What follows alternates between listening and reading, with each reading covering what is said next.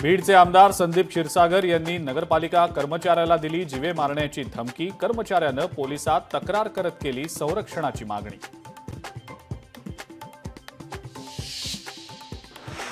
अमरावती जिल्ह्यामध्ये वादळी वाऱ्यासह जोरदार गारपीट। पावसामुळे आंबा, संत्री आणि कांदा पिकाला फटका। अवकाळी पावसामुळे शेतकरी हवालदिल।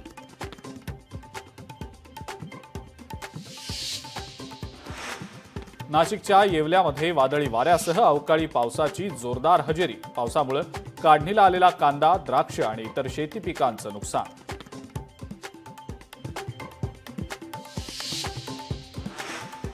यवतमाळमध्ये शासन आपल्या मोबाईलवर उपक्रम सुरू। सर्वसामान्यांना पारदर्शक आणि गतिमान सेवा देण्यासाठी शासनाचं नवं धोरण। पालकमंत्री संजय राठोड यांच्या हस्ते उद्घाटन।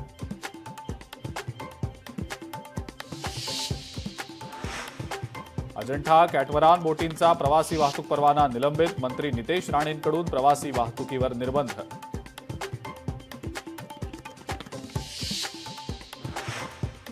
जळगावचे जिल्हाधिकारी आयुष प्रसाद यांच्यासह पोलीस अधिकाऱ्यांना जीवे मारण्याच्या धमकीचा मेल।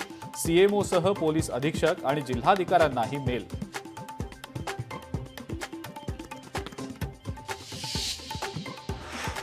राष्ट्रीय एकात्मता निर्माण करणारी वडनेर भैरव यात्रेचं महाराष्ट्रभर स्थान।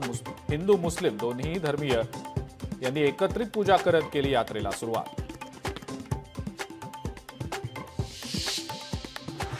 नागपुरात एका व्यक्तीची 18 लाखांची फसवणूक। आयकर भरण्याच्या नावावर 18 लाखांची केली फसवणूक। फसवणूक करणाऱ्या महिलेविरोधात पोलिसात गुन्हा दाखल।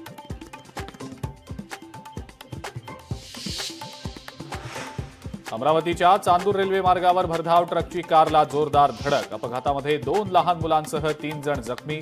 वाहनांचं मोठं नुकसान।